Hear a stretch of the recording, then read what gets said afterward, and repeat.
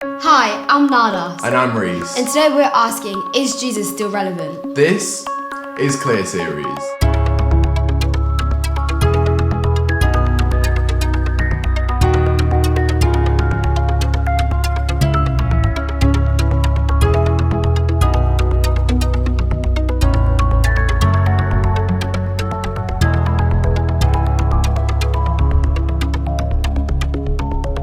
When it comes to going on a first date, there are some surefire ways to make an awkward first impression.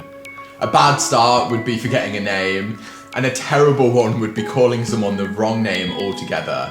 Romance seekers would have an epic fail if they only talked about themselves. Or worse, still hardly speak at all because they're too busy giving live updates to their friends. Bad first impressions make sense when they are based on some sort of actual experience. Yet so often we form them based on no valid information at all. Whilst first impressions are powerful, they often are not always correct. We can easily judge a book by its cover. Nobody likes being misunderstood based on scraps of information rather than the whole picture. Our first impressions can be a big hindrance in getting to know a person for who they really are.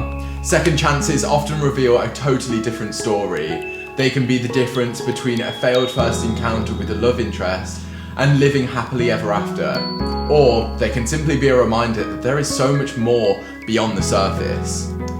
Jesus is probably the most famous person in history. Yet when you hear his name, you might not have a burning desire to go follow in his footsteps.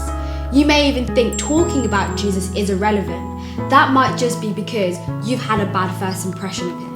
Simply Google the word Jesus and you'll discover all kinds of ancient images that are not exactly on point with the latest style or trend. Why would anybody be interested in a guy who walks around wearing sandals, carrying lambs and sporting a long white robe? These artistic impressions from history makes the Jesus we picture look like a boring Jedi or a flowery hippie.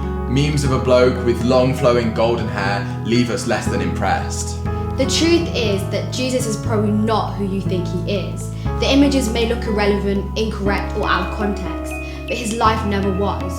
2,000 years ago, if you tried to say that Jesus was boring to his friends, or even his enemies, they would have dismissed you as a terrible judge of character. Jesus was known for being adventurous and interesting, compassionate and kind. He was even branded by some as a rebel, and nobody ever accused him of being bland. You either loved him because of the way that he treated people, or hated him because of the way that he challenged your life. His message was worth so much more than a meme on Instagram. The real Jesus always caused a reaction. And if your first impression of Jesus hasn't been that great so far, it may be worth taking a second look.